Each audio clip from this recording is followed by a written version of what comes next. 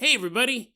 So, this part you're about to hear with the intriguing title, Jason Starts a Fight Club, what this was around 20 minutes of material that I had to edit out of the Purple Streetlights episode I did recently, because it wouldn't fit.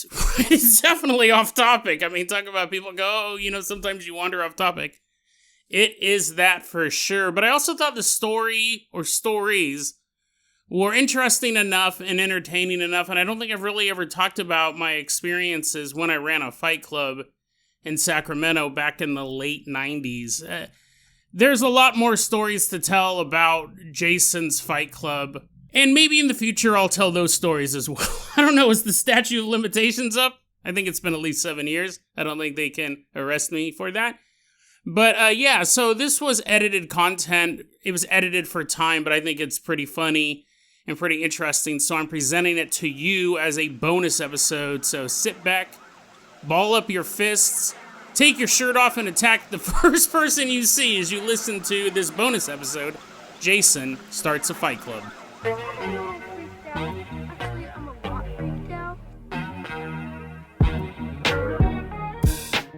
Nobody likes being in a parking lot at night. Well, that's not true. I've had some pretty good times in parking lots at night. Just sitting around talking to your friends. I used to run a fight club in a parking lot, but I realized I was at a disadvantage. This is a long time ago. This was back after the movie came out, shortly, so late 90s. A fight in a parking lot.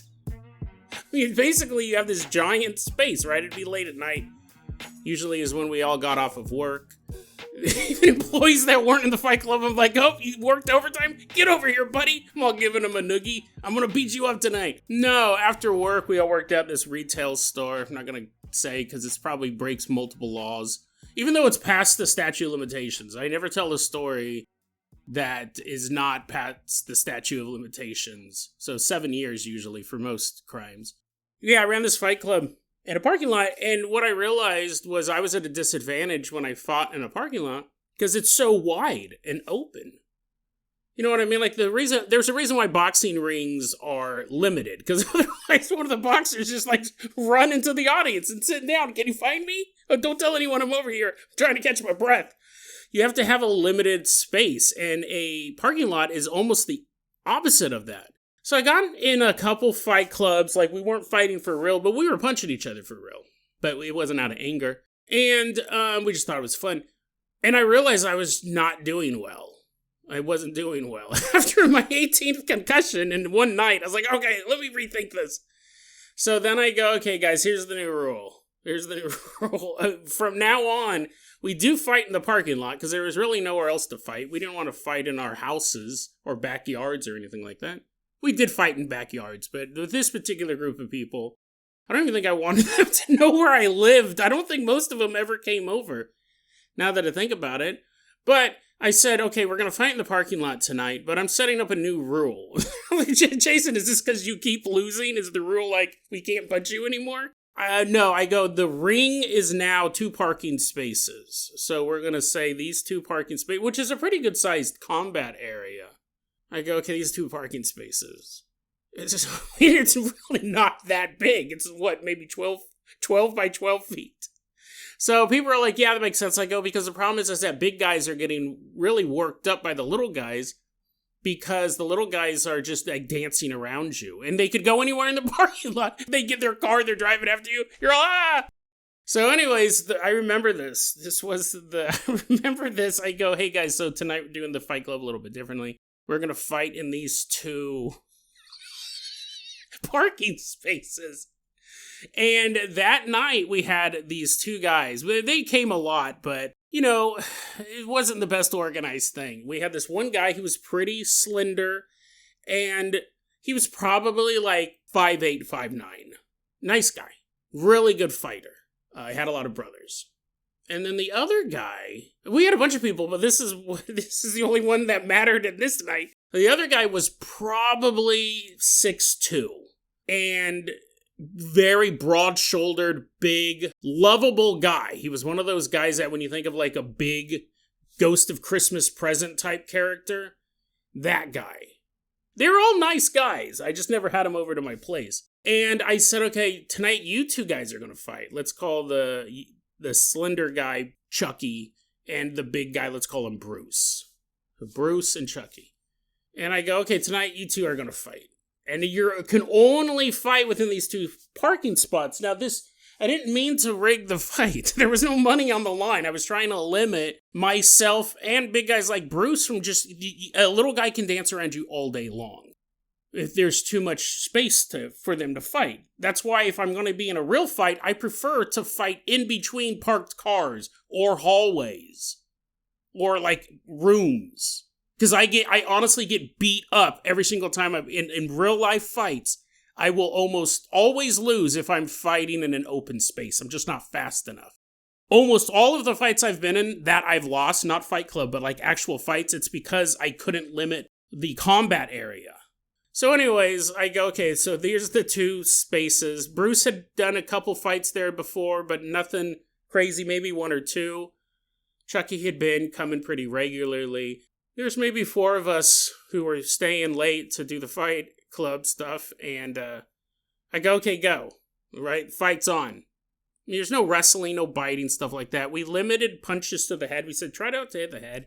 Try not to hit the private area. Mostly just body blows, right? You couldn't avoid sometimes hitting someone in the face, but we didn't want our teeth all busted up. That was really what it came down to. Well, anyways...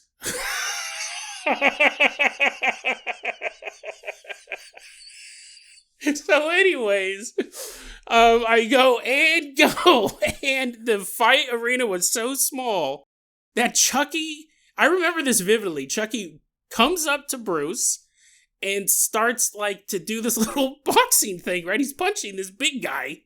And Bruce, a lovable Bruce, who, obviously fought when he was a kid and was in Fight Club. Now, I don't think he'd ever gotten in like real street fights. He punches, he just throws a punch. Probably not even all of his weight. It was probably like 25-30% of his weight. He was probably trying to hold back from killing this kid. But I'm watching this, and Chucky gets a couple blows in on Bruce, and Bruce just, he hit, with one blow, he hit Chucky so hard. And they just all perfectly worked together, not for Chucky, but it's one of those things where Chucky was coming in and his head was moving into the punch. So he got rocked. I don't know if I've ever seen someone... That's not true. I've seen people get harder than this hit before. I've seen people just straight knocked out. I remember once I saw a guy beat a homeless man. Long story. I want to hear that story. Maybe someday. He didn't beat the homeless man up. It was super weird. It turns out that there was this homeless man was hitting on this dude's girlfriend. And so the dude I was kicking it with, we were all hanging out at a park. It was like 2 a.m. I was in my 30s. I should have known better.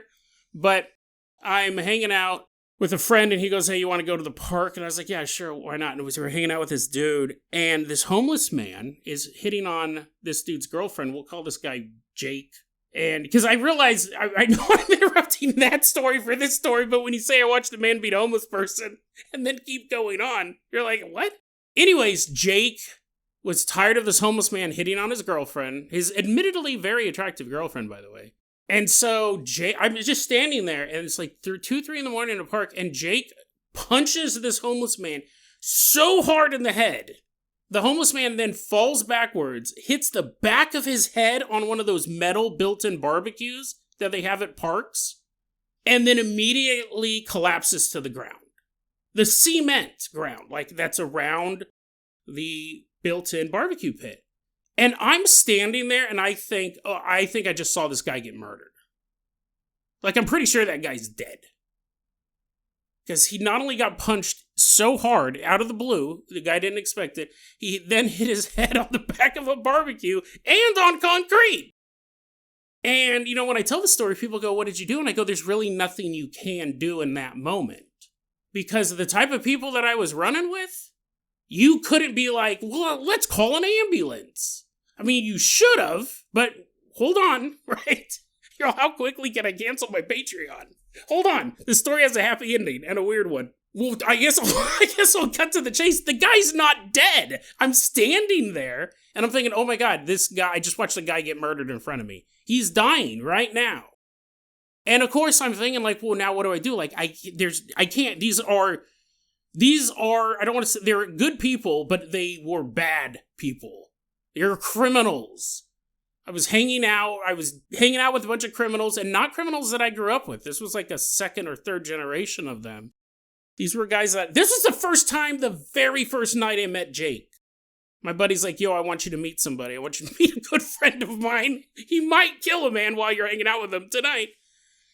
And I'm thinking of like, what do I do? You can't leave. You're kind of stuck. And this is why when I read news articles about people who are like, just happen to be the scene of a murder or a robbery, you go, I can see how someone goes, here, let's go, let's leave. Everyone get in my car, and then that guy's an accessory. Because you're not really thinking things through, because the people you're hanging out with, you can't call 911.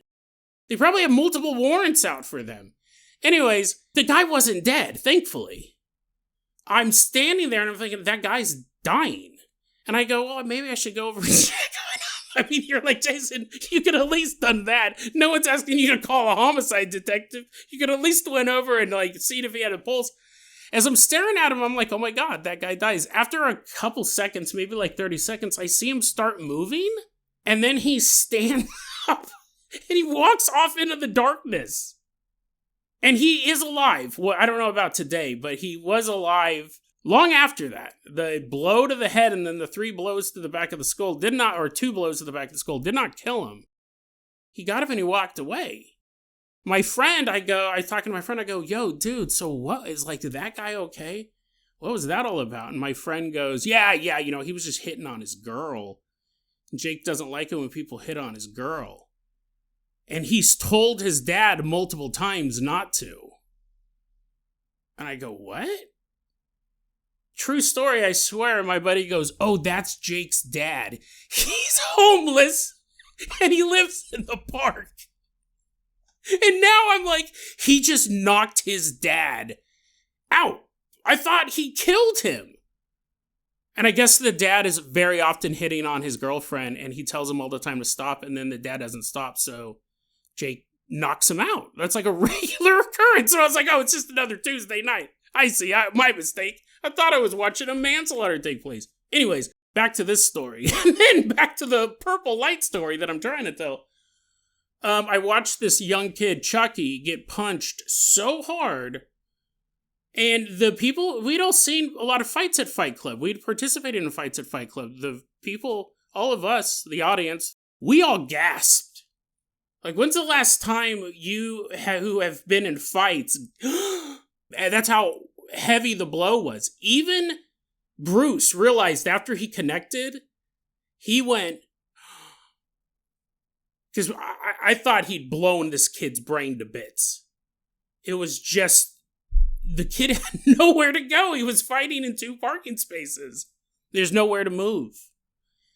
And I remember we all were just staring at Chucky at this point. And he puts both of his hands on his head as if he's trying to hold his skull together. And there's like this brief moment, right, where like the shockwave shoots through his brain. There's a brief second, we all gasp. Chucky's holding both sides of his head. He starts screaming. He starts screaming out loud. Ah! And when he turns to look at us, all of his teeth are gone. All of them. And hold on. You're like, how's it possible?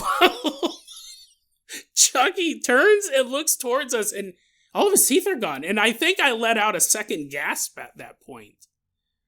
And what we figured out, because that was my first concern, right? We didn't want to get punched in the face, so we want to get our teeth all busted up, because, it costs a lot of money to get those fixed. I thought all of his teeth were gone. No, actually, luckily that wasn't the case. There was just so much blood in his mouth, you couldn't see any teeth. I don't think I've ever seen that much blood come out of a living person's mouth. He turns, his mouth is so bloody you can't see teeth. We're underneath the big lights of the parking lot. That's the story I'm about to tell. No teeth were visible. and he's screaming. Ah! Now, I wasn't laughing as much that night. And we're like, dude, I mean, obviously you asked the most ridiculous question. Dude, are you okay? Are you okay? His blood is coming out of his mouth. He's holding his head and screaming. That was the last time we did Fight Club in the parking lot. It wasn't last night we did Fight Club, but I really started paying attention to height and weight differences between combatants. And we made sure we were fighting in areas that were big enough that a little guy could move around a lot, but not so big that a big guy could never win. That kid was like 19. Chucky. They might have both been 19, 20. He's a really nice guy, and he ended up totally fine. He said that his brain hurt for days afterwards, which obviously, right, he probably had a really bad concussion, but eventually, like, I remember, how are your teeth? He's like, oh, they're fine. He was going to ask about my brain bruise. I was like, nah, you don't have to worry about that. Insurance will cover that. I was just more worried about your teeth. Super nice guy. Last I heard, he was trying to join the military or something like that. I don't know. But anyways, I haven't talked to a lot of them in probably like 20 years at this point. I haven't met Jake. I haven't seen Jake. Me and Jake almost got in a fight. And luckily, that didn't happen. Maybe I'll tell that story another time.